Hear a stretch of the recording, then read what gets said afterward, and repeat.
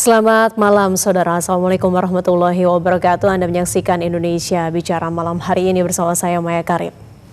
Pemerintah dan Komisi 8 DPR RI telah menyepakati turunnya biaya penyelenggaraan ibadah haji BPIH tahun 2026 sebesar Rp89.365. BPIH ini turun sekitar Rp2 juta dari biaya tahun sebelumnya, yakni Rp89.410.259. Pendaftar perjalanan haji nantinya hanya perlu membayarkan biaya haji senilai 62% dari total angka BPIH, yakni senilai Rp54.193.807. Dan untuk membahas penurunan biaya haji 2026, saat ini kami sudah tersambung dengan narasumber secara daring. Ada Kepala Biro Perencanaan dan Organisasi Kementerian Haji dan Umroh, Bapak Nur Alia Fitra atau Pak Nafit. Assalamualaikum Pak Nafit. Waalaikumsalam warahmatullahi wabarakatuh, Mbak Maya. Baik, kemudian ada Wakil Ketua Umum Majelis Ulama Indonesia, Kiai Haji Marsudi Syuhud. Assalamualaikum warahmatullahi wabarakatuh. Assalamualaikum warahmatullahi wabarakatuh. Waalaikumsalam. Selamat malam. Baik, serta kami sudah tersambung bersama dengan Sekjen Ampuri, Pak Zaki Zakaria Ansar. Selamat malam, Assalamualaikum. Waalaikumsalam, selamat malam Mbak Maya dan juga Pak Nafit, salam hormat, dan juga Pak Kiai Marsudi Syuhud. Baik, saya langsung ke Pak Nafit. Pak Nafit, tentu ini menjadi kabar yang membahagiakan bagi para calon jamaah haji kita nanti di tahun 2026. Nah, awalnya kan ini diperkirakan turun Rp1 juta, kemudian disepakati menjadi Rp2 juta. Apa kemudian komponen yang berhasil diefisiensikan? Ya, terima kasih Mbak Maya. Jadi, alhamdulillah pemerintah bersama dengan DPR kemarin telah menyepakati BPIH, biaya perjalanan ibadah haji tahun 2026 1447 Hijriah, yang rencana nanti dilaksanakan mungkin keberangkatannya sekitar bulan April ya, minggu ketiga bulan April 2026, dan alhamdulillah sudah bisa, ya istilahnya ada efisiensi begitu ya, sesuai dengan arahan Presiden Bapak Prabowo bahwasanya biaya haji harus dapat diefisiensikan. Jadi komponen-komponen yang kami coba untuk kemarin sisir bersama dengan Komisi 8 DPR RI, yang pertama adalah biaya penerbangan, kemudian biaya akomodasi di Makkah, kemudian ada biaya konsumsi selama di Arab Saudi, dan biaya transportasi darat selama di Arab Saudi, kemudian biaya-biaya operasional haji di dalam negeri. Ini lumayan penurunannya Mbak, jadi sekitar kurang lebih 2 juta.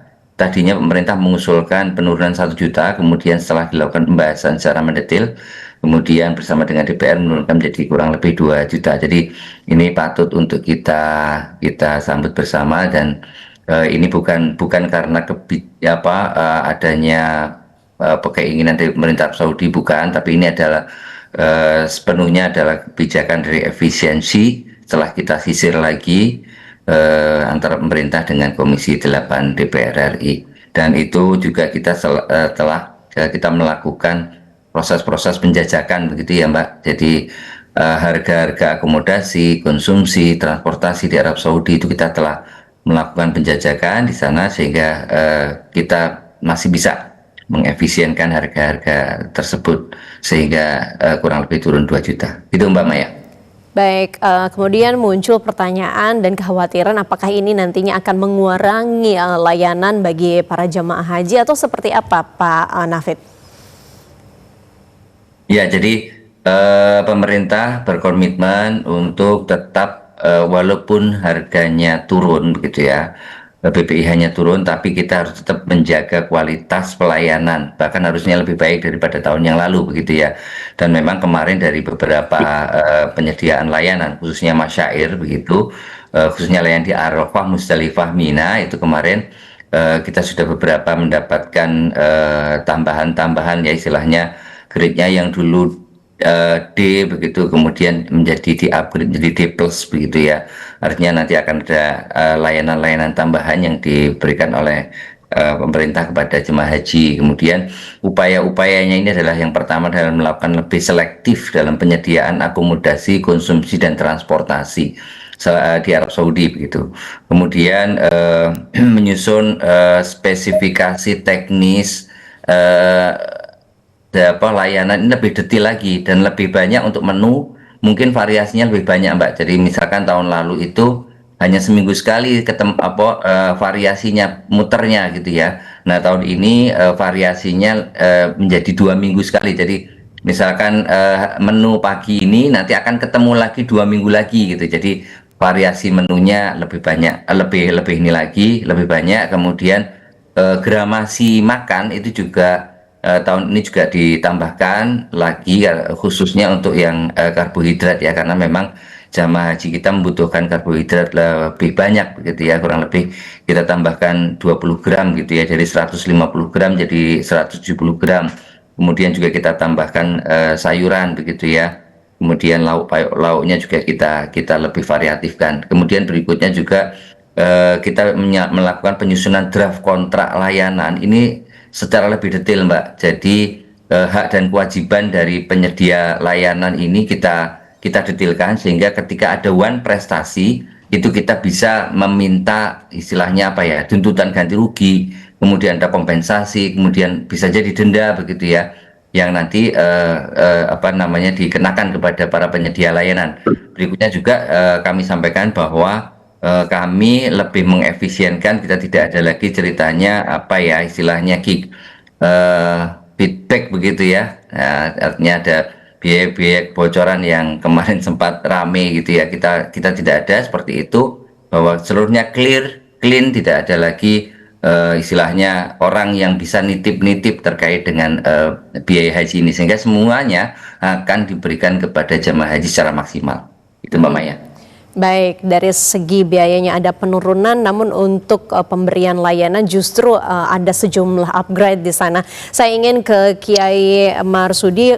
Kiai, bagaimana kemudian Majelis Ulama Indonesia memiliki pandangan atau menilai terkait dengan penurunan biaya haji untuk tahun 2026?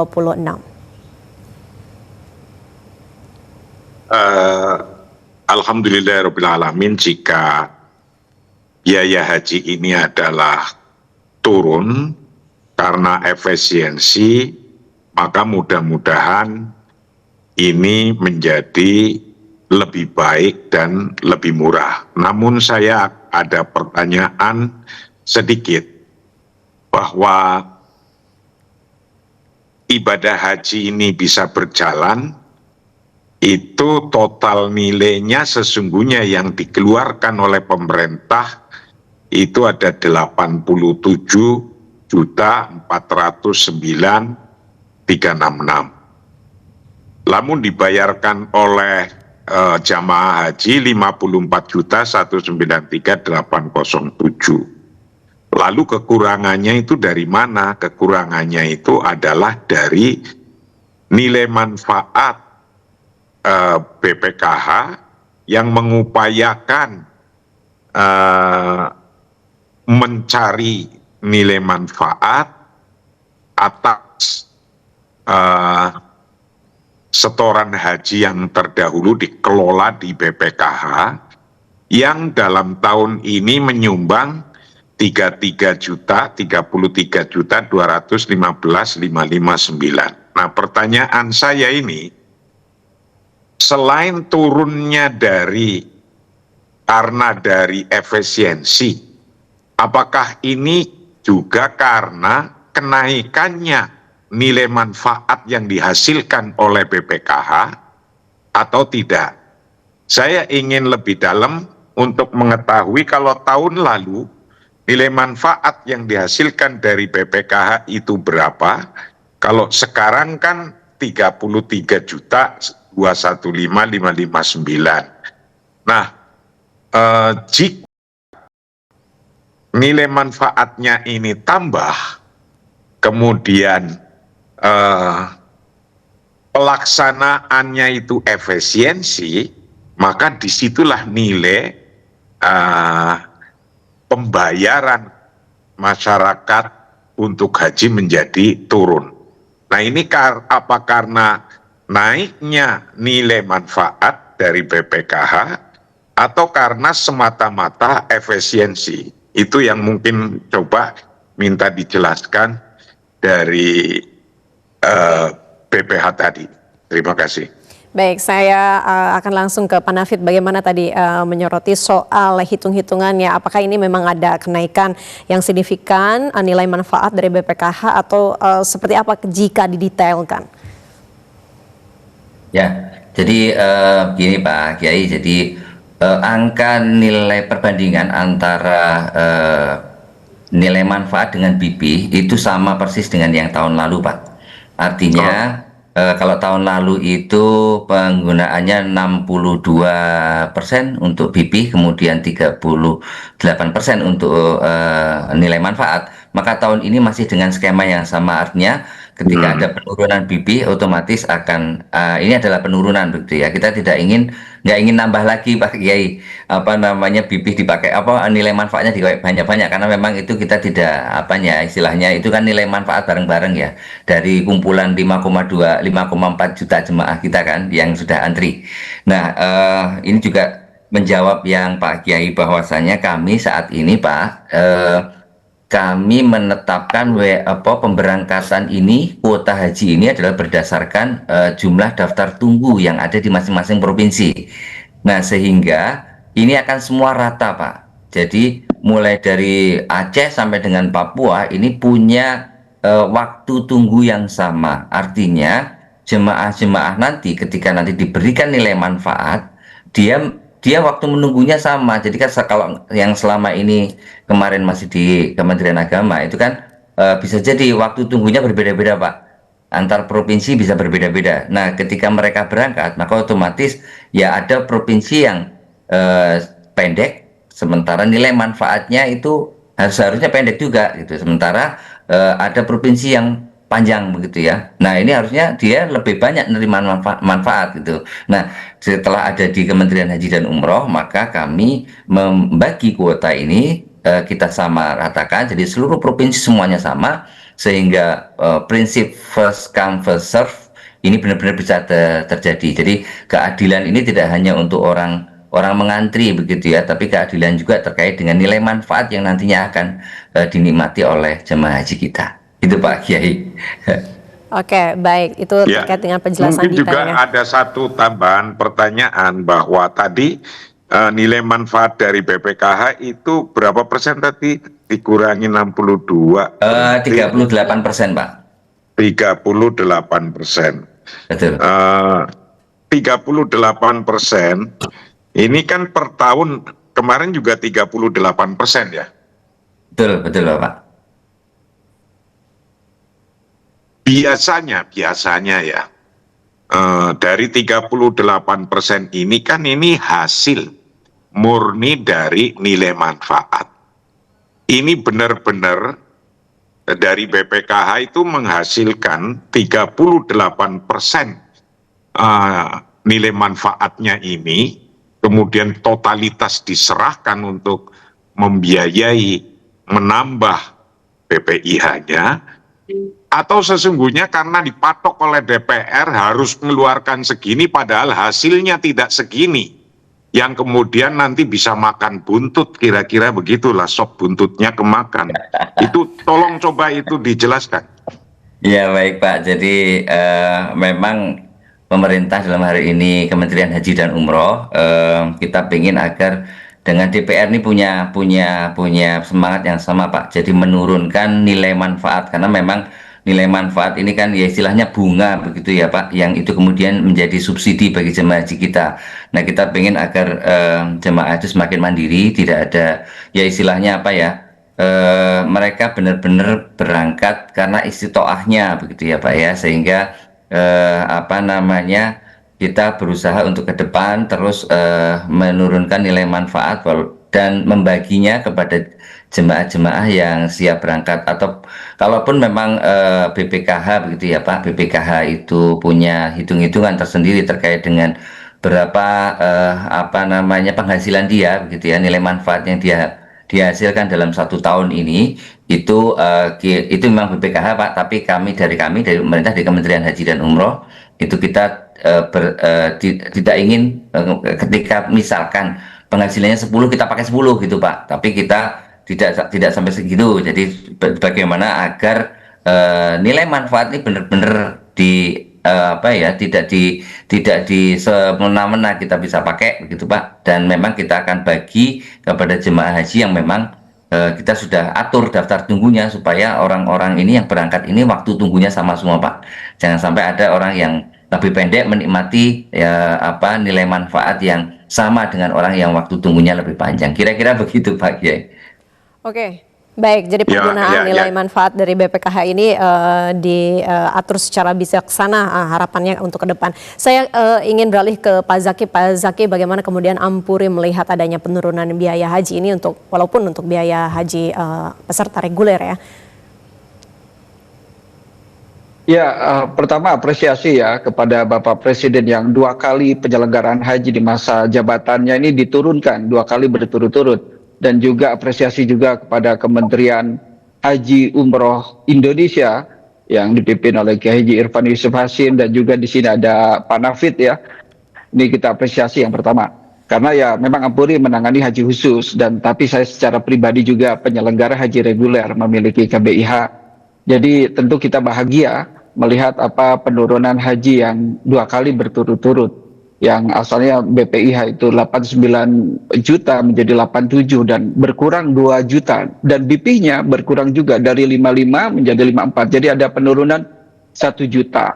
Dan kalau kita melihat dari mana, kalau tadi ada pertanyaan dari Pak Kiai tentang penurunan dari mana, kalau saya melihat biaya masyair tahun 2025 dan 2026 ini ada penurunan ya. Yang 2025 itu kalau tidak salah 2.700, dan 2026 ini nanti 2.300. Nah ini tentu turunan 400 itu udah lebih dari 1 juta. Nah ini sudah cukup bagus ya. Tadi juga diinformasikan bahwa ini karena kontrak 3 tahun, dan ini langkah yang tepat, bahwa ini nanti 3 tahun ke depan Kementerian Haji akan mengurangi pekerjaan nih, karena kontrak sudah 3 tahun. Dan ini satu hal yang bagus karena bisa mendapatkan harga 2.300. Bahkan doyuful bayar di syarikat yang sama, di haji khusus itu paling murah 7.000 ya, yang paling mahal 13.000 itu tower. Dan saya mendengar juga bahwa biaya masyair ini Indonesia ini termurah sedunia bahkan. Nah ini tentu kita perlu apresiasi, dan penurunan ini juga dari catering yang ada rencana penurunan biaya jumlah hari ya. Dan yang terpenting penurunan ini adalah biaya-biaya yang tidak diperlukan ya, success fee dan lain-lain. Karena Kemenhaj sudah komitmen berintegritas untuk melaksanakan profesional dan juga bersih ya, kata Pak Nafid tadi, clean and clear ya. Nah saya juga ingin menambahkan tadi pertanyaan yang disampaikan Pak Kiai ya mengenai BPKH ya. Justru menurut saya Pak Nafid nanti ke depan ini yang namanya biaya komponen pelayanan ini jangan diturunin lagi. Justru BPKH ini yang harus ditingkatkan, karena BPKH ini 2025 mengsubsidi 33.900. Nah ini turun sekarang 33.200. Nah ini turun ya, karena dari 2025 6,7 triliun dan tahun ini juga 6,7 triliun. Nah padahal biaya kelolaan di BPKH itu meningkat 2024, yang digunakan 2025 itu masih 171 triliun.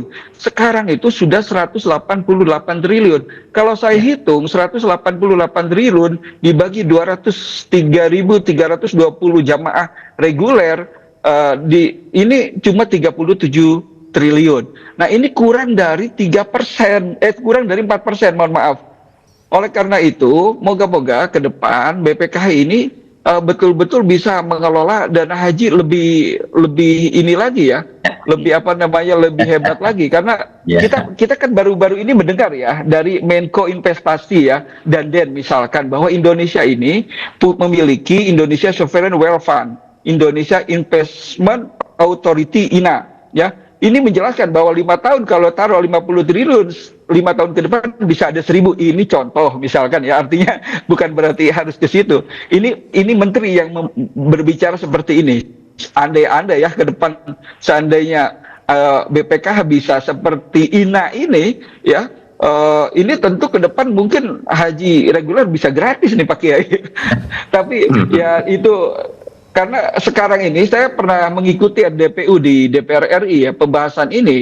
Bahkan salah satu Komisi 8 menyampaikan bahwa kalau cuma 4-6% atau 4-8% tidur aja kita bisa mengelola itu, nggak usah capek-capek gitu kan. Dan saya yakin Kementerian Haji juga bisa mengelola kalau cuma misalkan nilai manfaat per tahun cuma 4-6%, saya yakin Kementerian Haji juga bisa.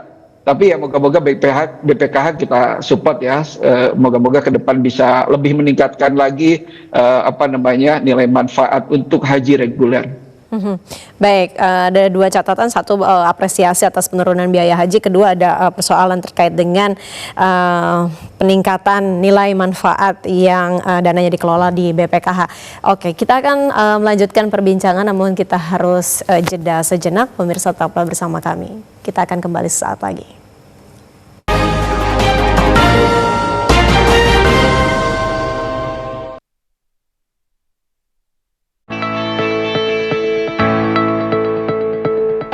Sebagai media pemersatu bangsa, TVRI bertekad menyuguhkan tayangan bermutu untuk memenuhi kebutuhan informasi dan hiburan yang kami kemas dalam 4 kanal siaran. TVRI Nasional, TVRI World, TVRI Sport,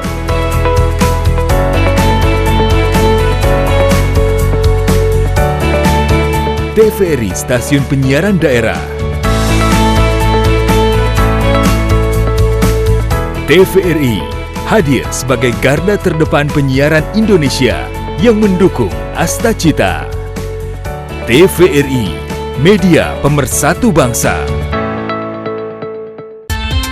Persiapkan diri Anda untuk manuver menegangkan dari lintasan motocross MXGP MX2, kelas bergengsi yang mempertemukan para pembalap terbaik dari seluruh penjuru dunia. Rasakan sensasi scrub tajam di udara hingga berm circuit yang berbahaya.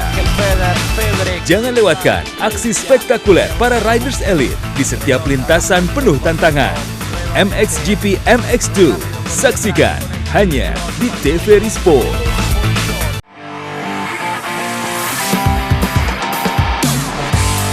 Anda pecinta olahraga?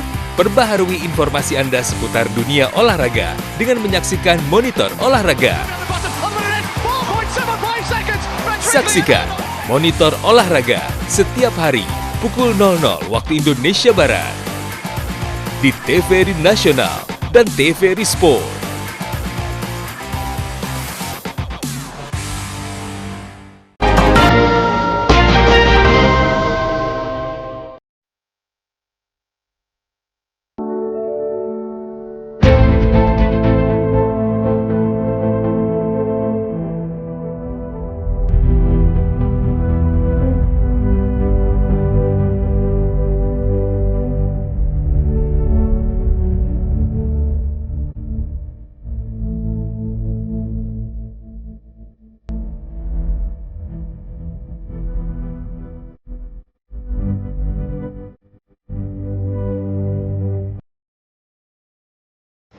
Baik, Anda kembali lagi bersama kami di Indonesia Bicara. Kembali kita bahas soal biaya haji 2026 turun. Kami masih tersambung bersama dengan Kepala Biro Perencanaan dan Organisasi Kementerian Haji dan Umroh, Pak Nur Alya Fitra, serta Wakil Ketua Umum Majelis Ulama Indonesia, Kiai Haji Marsudi Syuhud, dan Sekjen Ampuri, Pak Zaki Zakaria Ansori. Saya kembali ke Pak Zaki. Pak Zaki, tadi juga sempat saya tanyakan terkait dengan layanan kepada Pak Nafid begitu. Dari Pak Zaki sendiri, Ampuri bagaimana melihatnya? Apakah kemudian penurunan harga ini, biaya ini akan turut berpengaruh terhadap kualitas pelayanan ibadah haji selama di dalam negeri maupun di Arab Saudi?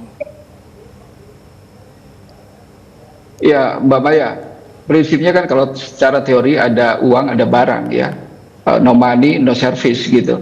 Tapi ya moga-moga sih berharap Kementerian Haji ini betul-betul tidak ada pelayanan yang berkurang nanti di 2026. Tapi walaupun terus terang ada kekhawatiran ya, karena terus terang puncak haji itu di Arbuzna, Arafah, Musdalifah dan Mina 8 sampai 13 Zulhijjah. Nah, 5-6 hari ini sangat krusial karena setiap tahun dari puluhan tahun lalu mungkin ya bisa dikatakan bahwa semua permasalahan ini di Arafah, Musdalifah dan Mina. Ya, jadi terus terang di Mekah dan Madinah itu relatif ramai lancar, nggak begitu banyak masalah ya, kecuali tahun lalu beda ya.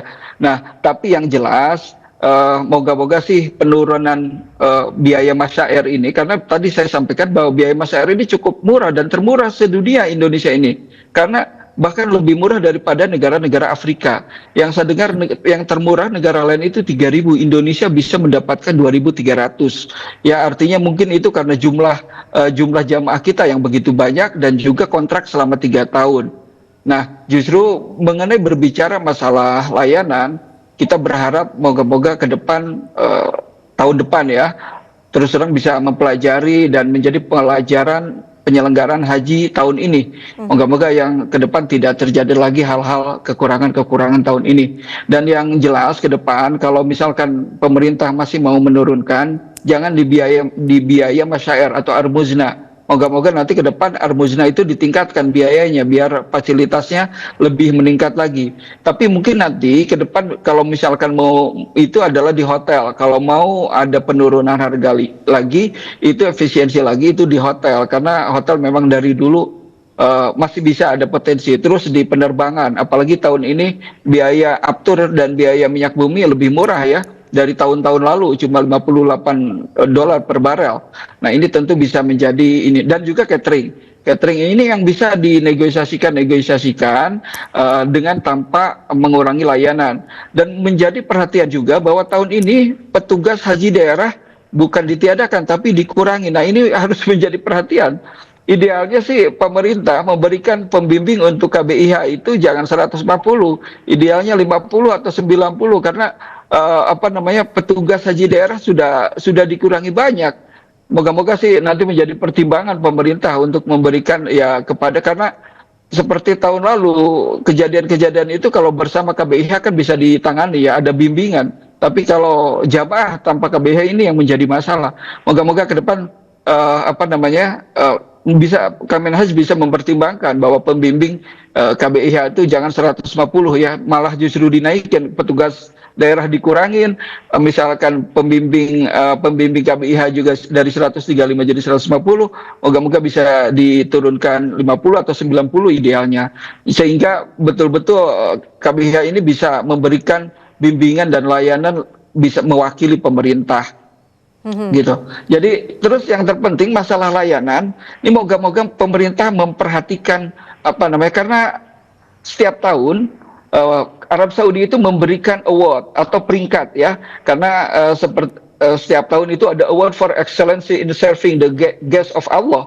Jadi setelah penyelenggaraan masyair itu Arab Saudi itu memberikan penilaian negara-negara yang penyelenggara haji terbaik. Saya tentu berdoa dan berharap Kemenhaj tahun depan bisa mendapatkan award ini, karena jangan sampai Malaysia sudah dapat ranking 1 terus, Singapura dapat ya, Brunei dapat, Indonesia nggak pernah dapat dari 2024 nggak dapat. Waktu itu Menteri Agama Gus Yakut menghadiri acara ini Labaitum Award tapi nggak dapat. Terus 2025 Prof Nasar juga menghadiri acara ini tapi dia nggak dapat. Jadi di acara Labaitum Award ini ada 4 kategori ya, Diamond, Gold, Silver, Bronze. Jadi setiap kategori ini ada 3 negara yang menyelenggarakan haji terbaik. Nah, ini juga harus menjadi parameter Kemenhaj. Jadi kalau kita pengen lihat Kemenhaj ke depan menyelenggarakan baik, kalau dapat award insya Allah bisa dikatakan penyelenggaraan hajinya baik ini. Karena kalau kita melihat parameter kesuksesan haji yaitu pertama Labaitum ya, yang kedua penilaian bagaimana tim was haji juga menilai. Nah, yang ketiga adalah BPS. Dari 3 komponen dan parameter ini bisa melihat nanti ke depan penyelenggaraan haji yang diselenggarakan Kementerian Haji dan Umroh ini berhasil atau tidak, sukses atau tidak, menurun atau tidak. Moga-moga sih saya optimis ya Pak Nafid dan tentu keseriusan Kementerian Haji, Menteri Haji, Wakil Menteri Haji semua serius menyelenggarakan lebih fokus profesional dan juga yang terpenting kita melihat komitmen dan integritasnya dalam menyelenggarakan haji yang bersih sehingga ke depan biaya tentu bisa lebih turun, pelayanan bisa lebih naik. Begitu Mbak Maya. Baik, menanggapi apa yang tadi disampaikan oleh Pak Zaki, Pak Nafid, silahkan. Tetangga bisa dapat award, kita kapan gitu? Ya Mbak, jadi ya memang adalah sebuah tantangan ya, challenge buat Kementerian Haji dan Umroh. Yang pertama bahwa kementerian ini adalah kementerian baru begitu, sehingga kami ya walaupun dengan personel yang sebagian baru begitu, sebagian lama begitu, kami bertekad untuk melaksanakan pelayanan yang lebih baik daripada tahun-tahun sebelumnya. Dan memang kami tidak mengapologi Pak Zaki. Jadi memang kalau kemudian kayak Brunei begitu, Malaysia itu mungkin jemaah hajinya hanya ya berapa kloternya Indonesia lah, enggak 10%-nya gitu ya. Sementara kita itu kloternya 525 begitu ya, dengan jumlah jemaah yang 200.000, sementara mungkin kalau Malaysia hanya jemaahnya 25.000, mungkin Brunei hanya kurang lebih 10.000 begitu ya. Jadi mungkin lebih mudah begitu. Tapi ini sebuah tantangan bagi Kementerian Haji, kementerian yang baru. Mudah-mudahan kami mohon dukungannya nih Pak Zaki, Pak Kiai, bahwa Kementerian Haji ini dibentuk Pak Presiden adalah rangka untuk lebih fokus begitu ya. Tidak lagi mengurusi yang lain-lain, tapi ini adalah benar-benar fokus untuk menyelenggarakan ibadah haji dan umroh. Nah, sehingga kami penuh. Saat ini kami benar-benar lagi on fire begitu Pak Zaki. Begitu selesai panja, kita siapkan data untuk jemaah melunasi, kemudian nanti pelunasan, karena kita hanya dibatasi waktu kurang lebih 14 hari ya untuk kepres BPIH-nya supaya keluar, kemudian nanti kita melakukan pelunasan, dan kita harapkan di akhir Desember 2025 ini terakhir pelunasan, karena di Januari kita sudah mulai proses pengurusan dokumen begitu Mas Zaki, Pak Kiai. Jadi mudah-mudahan prosesnya bisa lebih cepat. Dan satu lagi yang menjadi challenge kita semua, kalau kita kemarin dengan 8 syarikah begitu ya, ketika 8 syarikah itu ya memang agak lebih complicated begitu ya permasalahannya, karena banyak yang ngurusi. Tapi ini 2, karena memang sudah menjadi arahan dari pemerintah Arab Saudi, jika jemaah haji kita itu banyak dan itu 200.000, kita hanya diberikan 2. Kalau kita mau 3, itu harus izin pemerintah Arab Saudi. Nah, itu sudah kita ikuti, hadirannya 2, dan nanti akan dalam pelayanan Pak Zaki, nanti kita tidak lagi seperti kemarin satu embarkasi dilayani oleh 3, 4, 5 syarikah begitu, sehingga begitu sampai di Arab Saudi syarikahnya bingung, saya harus menangani yang mana nih, saya harus melayani yang mana. Jadi kita nanti satu embarkasi ya satu syarikah. Jadi kalau seandainya ada orang yang ditukar-tukar di dalamnya, karena misalkan mau berangkat sakit gitu, mau berangkat mungkin ada uzur sehingga digantikan oleh jemaah yang lain, ini secara syarikah itu masih tetap syarikah yang sama begitu ya, sehingga tidak ada lagi kekacauan terkait dengan data jemaah haji kita di tahun depan. Dan kami bertekad apalagi kita ada pengawasan ya Mas Zaki, kita juga di Kementerian Haji dan Umroh kita ada dirjen sendiri yang ikut melakukan pengawasan terkait dengan layanan. Dan ini isinya kebetulan para penyidik begitu ya, dari KPK dan dari Kejaksaan Agung gitu, serta dari kepolisian. Ini menjadi sebuah tantangan semangat bagi kami untuk lebih bersih, kemudian lebih tulus, kemudian lebih maksimal dalam melakukan pelayanan kepada jemaah haji kita. Termasuk juga nanti di tahun ini juga Pak Zaki, Pak Kiai, bahwa petugas haji kita yang selama ini mungkin hanya kurang lebih seminggu sampai 10 hari begitu untuk training ya, untuk pelatihan, ini kita akan lakukan selama 1 bulan, Pak Kiai, Pak Zaki. Ini dalam rangka apa? Pertama adalah pengayaan terkait dengan kebijakan-kebijakan, baik itu kebijakan pemerintah Indonesia maupun kebijakan pemerintah Arab Saudi. Yang kedua, agar mereka benar-benar tahu teknis teknis di lapangan.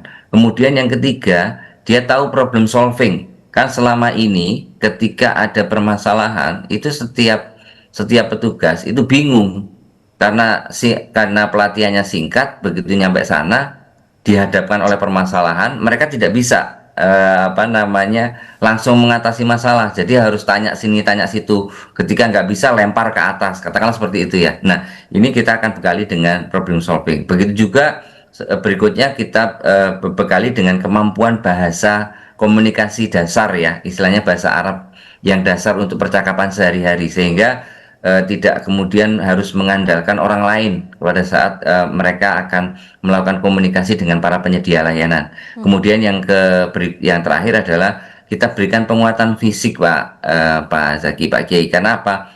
Ibadah haji ini adalah ibadah fisik. Jamaah aja harusnya fisiknya kuat gitu, apalagi petugas. Jadi jangan sampai kemudian kita tahu titik-titik krusial, titik-titik kecapean jamaah itu kan di tanggal 9-10 begitu ya, tinggal 9 Dzulhijjah 10 malam, 8 kan berangkat, 9 di Arafah, kemudian sore berangkat, 9 malam, 10 pagi sampai dengan 10 sore gitu ya. Itu titik-titik puncak krusial. Nah, disitulah sering kali kejadian kekosongan petugas gitu. Nah, sehingga ini kita tidak tidak ingin lagi ke depan seperti itu. Jadi dilatih fisik, dilatih disiplin, supaya ya istilahnya kalau kamu jam 12 standby ya harus jam 12 standby gitu. Jangan sampai kemudian ada yang molor-molor waktunya seperti nggak disiplin dan lain sebagainya. Karena apa? Taruhannya adalah nyawa jemaah haji kita. Ketika mereka banyak istilahnya pada saat kecapean, kemudian mereka tanya nggak ada petugas, itu dampaknya adalah mereka bisa ngadu kemana saja. Ini sekarang adalah era internet ya, era dunia maya, era teknologi informasi. Bisa jadi jemaah itu ngadu kemana-mana. Nah, ini kita tidak ingin. Jadi walaupun secara sampai dengan saat ini petugas itu jumlahnya sedikit ya, baru 1% gitu yang diperoleh oleh pemerintah Indonesia, tapi kita harapkan walaupun dengan jumlah yang terbatas kita mampu untuk memberikan layanan yang maksimal kepada jemaah haji kita. Saya rasa itu Mbak Maya, Pak Itu Zaki, adalah perbedaan untuk tahun depan, ada pengayaan petugas haji yang durasinya akan lebih panjang, serta jumlah syarikah untuk tahun depan ini menjadi 2 syarikah begitu ya. Saya ingin ke Pak Kiai mendengarkan apa yang tadi dijelaskan oleh Pak Nafid, kemudian apa yang menjadi perhatian MUI soal layanan haji tahun yang akan datang jika dibandingkan dengan layanan haji tahun-tahun sebelumnya. Harapan saya penentuan untuk berapa yang harus dibayarkan oleh jamaah haji itu lebih baik diajukan, karena agar para jamaah haji yang sudah ngantri bertahun-tahun itu kalau dikasih kesempatan hanya 1 bulan atau bahkan nggak ada 1 bulan untuk memenuhi 54 juta memenuhi kekurangannya, itu kadang-kadang sudah dikasih surat panggilan belum punya uangnya.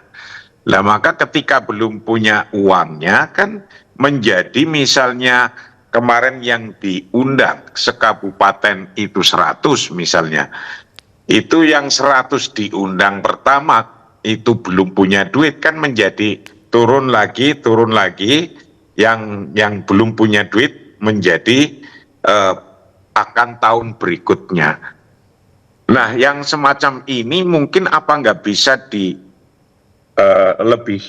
lebih cepat gitu mengumumkannya, ketika kementerian itu rapat dengan DPR dipercepat Sehingga kalau harga-harga itu sesungguhnya bisa ditaksir berapa sih kira-kira dalam jangka waktu 4 bulan atau 5 bulan ke depan harga pesawat berapa. Lah sehingga orang-orang jamaah haji ini menyiapkannya itu dengan waktu yang cukup, itu satu.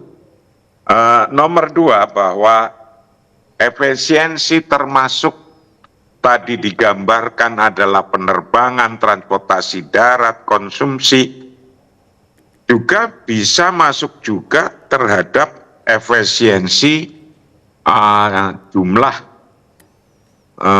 pembimbing atau jumlah apa itu petugas yang berangkat, kira-kira seberapa sih setiap satu pembimbing untuk mengelola berapa jamaah yang kira-kira lebih tepat, tidak juga membuat pembimbingnya terlalu kecapean, tapi juga tidak pula membuat pembimbingnya itu leha-leha. Yang tepat itu bandingannya berapa-berapa sehingga ketika menjalankan memang pas-pas-pas begitulah. Yang ketiga, menarik tadi yang disampaikan bahwa syirkah yang banyak itu kemarin membuat kebingungan jamaah. Ketika berangkat satu kloter miliknya 3 atau 4 syirkah, itu menjadikan yang jemput itu syirkah mana, dibawa ke hotel syirkah mana, kemudian makan itu juga di mana tempatnya. Itu membingungkan ketika tidak diurus oleh syirkah yang sama, itu akan ada dampak daripada, wah ini bukan jamaah saya, kata syirkah A. Tapi juga syirkah B bisa saja ini juga bukan jamaah saya. Kebingungan yang semacam ini kan terjadi kemarin, sehingga ada yang bisa langsung dapat hotel, ada yang harus menunggu lama, dan begitu pula ada yang sudah dapat bis, dan ada pula yang belum dapat bis. Lah yang semacam ini, mitigasi resiko apa yang oleh Kementerian Haji dan Umroh ini dilakukan pada tahun yang akan datang. Mudah-mudahan dari kekurangan dan kesalahan kita, itu tempat belajar kita untuk menjadi lebih baik ke depan. Dan saya yakin prinsipnya kementerian dan prinsipnya pemerintah dan prinsipnya BPKH, DPR pasti akan memenuhi kekurangan-kekurangannya dan untuk memperbaiki kekurangan dan kelemahannya. Dan mudah-mudahan efisiensi ini tetap akan membawa ke depan layanan dan jasa services yang lebih baik, tapi harganya tercapai atau disebut murah. Itu. Baik, ada sejumlah catatan yang tadi disampaikan oleh Pak Kiai. Mungkin saya ingin mendapatkan tanggapan langsung dari Pak Nafid. Pak Nafid? Ya, baik, makasih. Makasih Pak Kiai, masukan-masukan berharganya ini.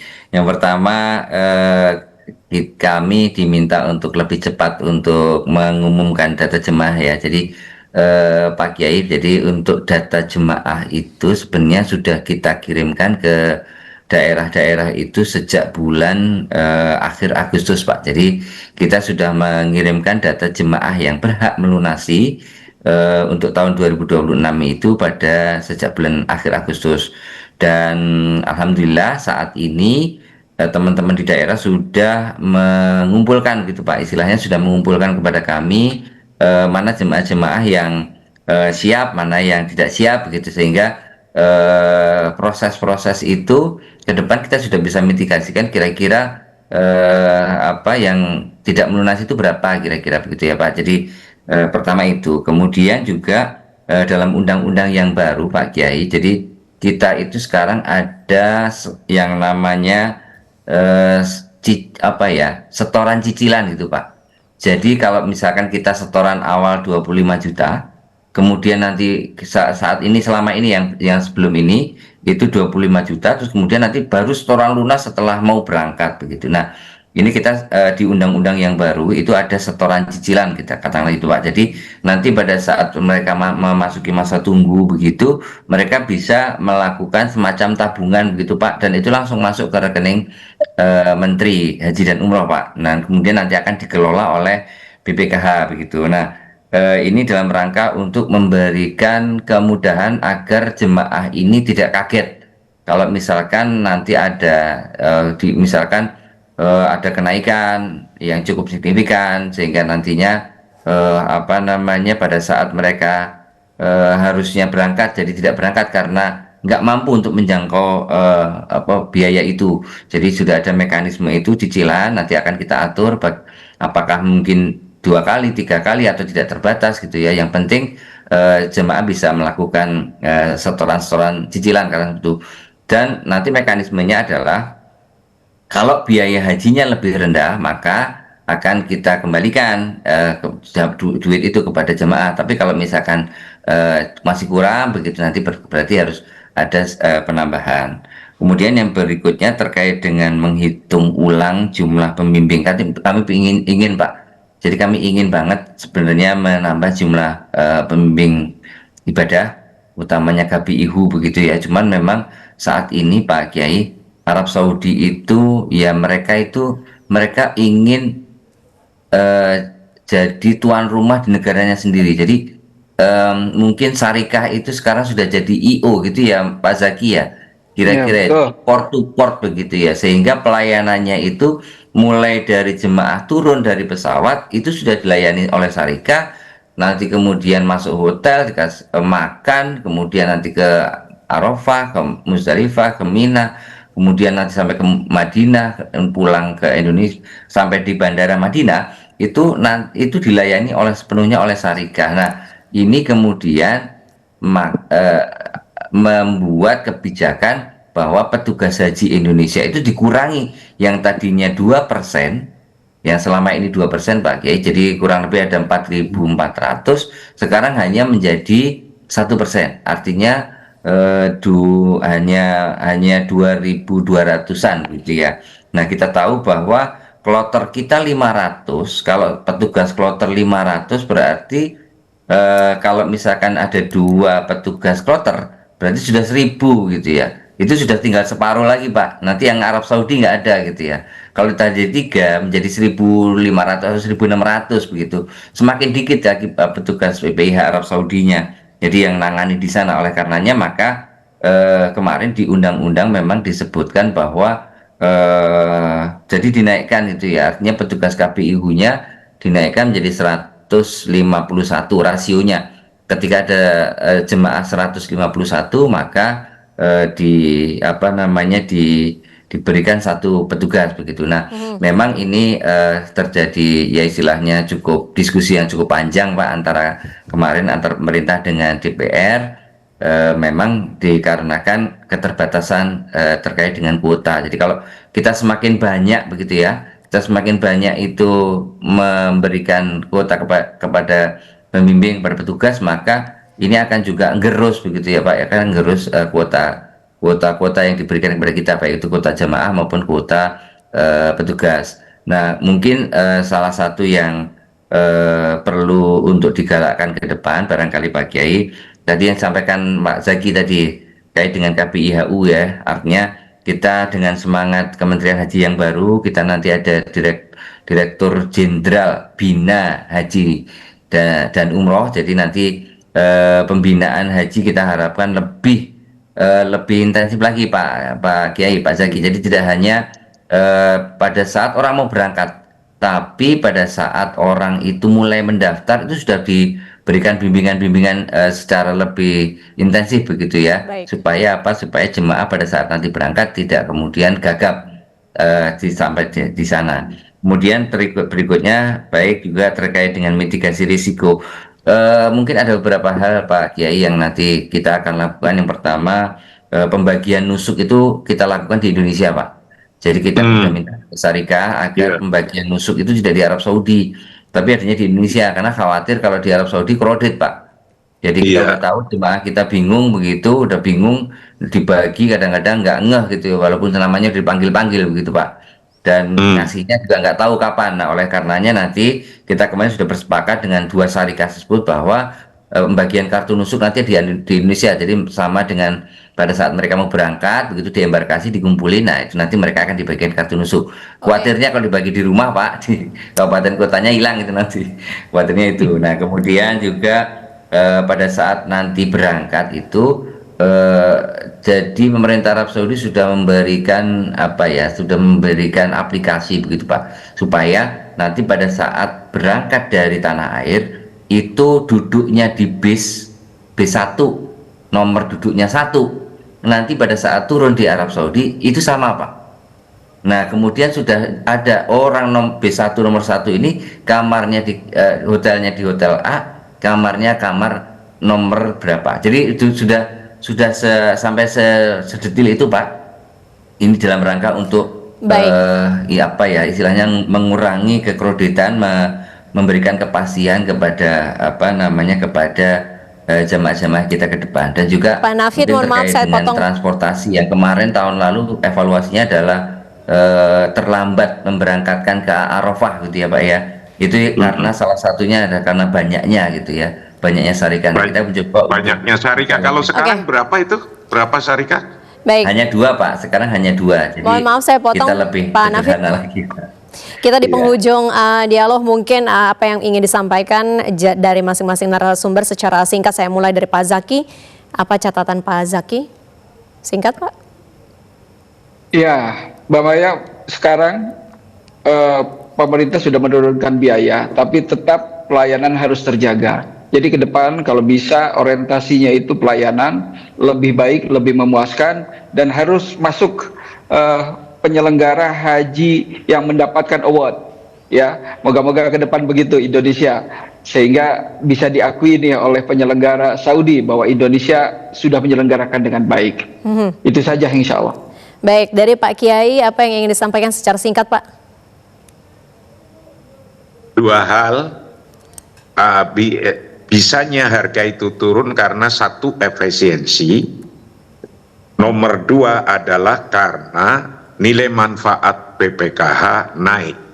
Mudah-mudahan usaha-usaha besar BPKH juga menghasilkan hasil yang lebih besar lagi, sehingga ke depan itu jumlah yang ditanggung oleh jamaah terkurangi karena manfaatnya tinggi. Begitu pula efisiensi yang memang tidak